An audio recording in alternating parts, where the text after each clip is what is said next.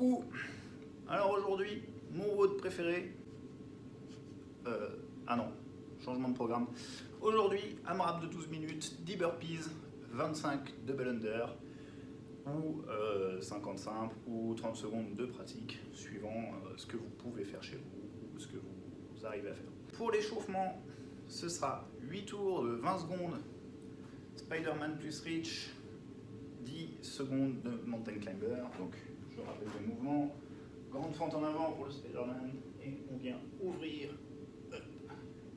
du côté de la jambe qui est devant, comme ceci.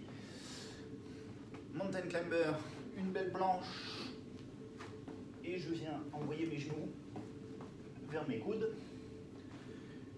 Donc 8 fois 20 secondes Spider-Man, 10 secondes Mountain Climber, 8 fois 20 secondes single under, 10 secondes air squat. Donc single under, on prend sa corde, on sautille. J'ai pas de corde, donc imaginez que j'ai une corde et que je sautille tranquillement. Air squat, des beaux squats, duck, je descends bien en bas de la parallèle, et ainsi de suite. Donc 8 fois 20 secondes de simple under, 10 secondes de air squat. Pour le WOD, donc comme je disais, burpees, double under. Pour les burpees, on vient poitrine au sol, on se redresse. On va conseiller d'avoir les pieds sur le retour, les pieds à plat, pour pouvoir sauter plus efficacement et moins se faire mal aux genoux. Donc, pour ce faire, on va conseiller d'avoir les pieds un peu plus larges que les mains. Donc ici, de face, ça va donner ça. Je pose les mains au sol, j'envoie mes pieds derrière, hop, je reviens. Et là, vous voyez, mes mains sont là, mes pieds sont légèrement à l'extérieur. Et surtout, mes pieds sont à plat. J'ai juste à me redresser et à faire mon petit saut. Si je ne fais pas ça, ce qui va se passer, c'est que, hop, donc déjà, je vais être plus accroupi. Je vais avoir quasiment un squat complet à faire.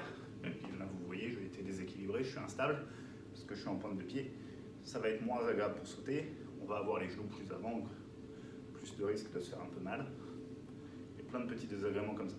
Donc on essaie d'avoir toujours les pieds le plus à plat possible et les jambes quasiment tendues sur la réception. Au niveau des DU, donc je ne peux pas vous les montrer parce que j'ai pas de corde, mais pareil, on va essayer de toucher légèrement le sol avec nos talons à chaque fois. Si vous restez en pointe de pied tout le long, donc juste en rebondissant littéralement sur la pointe de pied, vos mollets vont rester en tension pendant tout le long du WOD. Et demain, vous allez le regretter. Pour éviter ça, on va essayer d'effleurer le talon au sol à chaque fois. Donc, je saute en pointe de pied. Quand je réceptionne, je viens effleurer le sol avec mon talon. Ça va relâcher un peu mon mollet. Et je repars. Alors, on essaie quand même de rebondir. On ne vient pas reprendre une grosse impulsion à chaque fois. Mais c'est important d'avoir le contact avec le talon à chaque fois. Voilà pour les mouvements et pour les parties techniques. Donc, si vous n'avez pas de corde, on va faire soit des sauts par-dessus un objet, soit sautiller. Si vous n'arrivez pas à faire les DU, soit 50 simples, soit 30 secondes de pratique, suivant votre niveau, en n'oubliant pas que, évidemment, c'est en essayant de faire des DU qu'on apprend à faire des DU et pas en faisant des simples. Un petit conseil pendant le WOD, essayez de faire vos DU en le moins de séries possible. Si vous pouvez les faire sans vous arrêter, c'est parfait. Mais donc ça implique de peut-être récupérer, en tout cas essayer de récupérer sur les burpees. Peut-être bouger moins vite sur les burpees pour pouvoir être plus efficace sur les DU. Voilà pour aujourd'hui.